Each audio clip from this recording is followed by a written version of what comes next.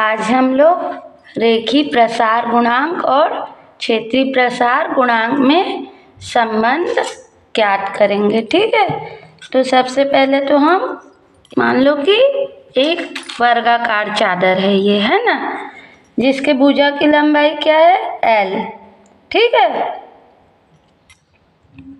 इसे आप ठीक से बना लेना, मैं अभी रफ बनाई हूँ। तो इसकी भुजा की लंबाई क्या है, L, है ना। ये क्या है, धातु की एक चादर है। ठीक है, ताप बढ़ाने पर इस चादर की लंबाई L प्लस डेल L हो जाती है। फैल के ये चादर जो ताप बढ़ाने में फैल कर इस प्रकार बढ़ जाता है। ठीक है, चादर में क्षेत्रीय प्रसार होता है, उसका गुणांक ज्ञात कर लेते हैं सबसे पहले तो, है ना, और इसे लिख लेते हैं। मान लो किसी वर्गाकार धातु के चादर के प्रत्येक भुजा की लंबाई L है। इसके ताप में वृद्धि डेल T करने पर इसके भुजा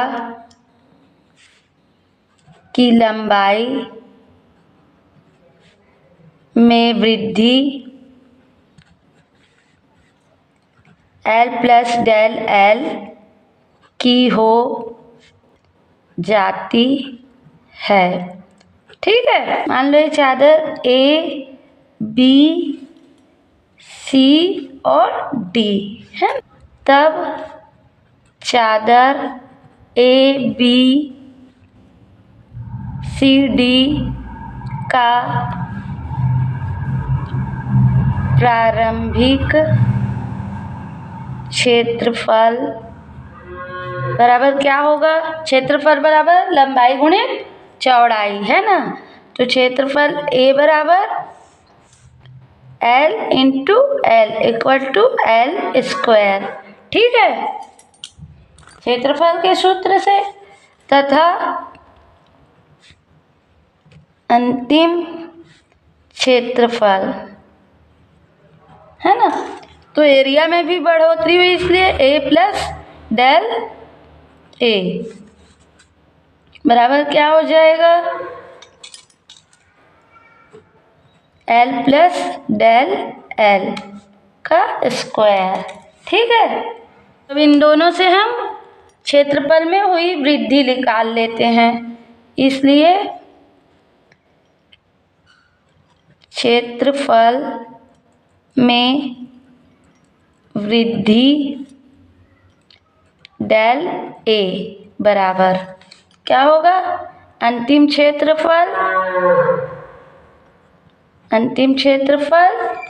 ऋण प्रारंभिक क्षेत्रफल।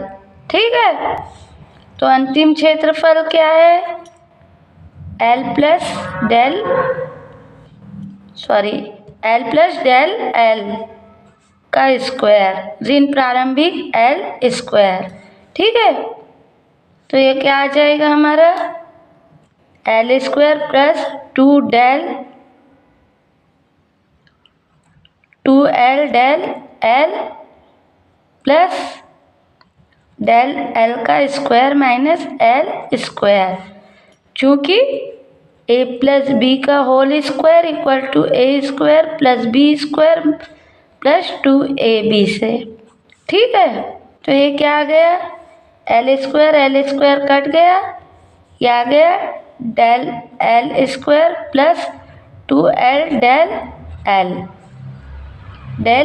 A बराबर, है ना। अब जो डेल L जो है एक छोटी राशि है और डेल L स्क्वायर उससे भी छोटी राशि होगी, इसलिए इसको नेग्लेक्ट कर देंगे, नगण्य मान लेंगे। तो A बराबर क्या आ जाएगा, 2L डेल L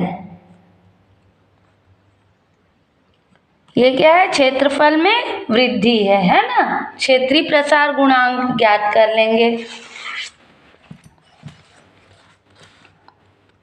अब क्षेत्रीय प्रसार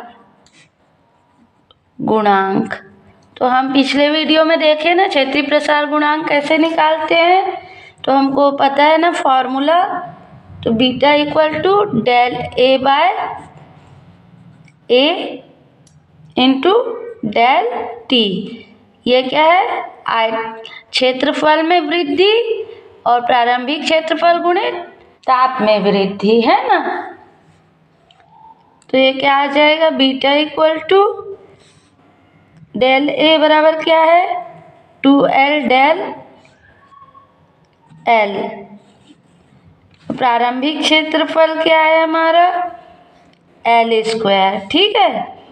ताप में वृद्धि क्या है हमारा डेल T, है ना, चूंकि यहाँ A इक्वल टू L², है ना।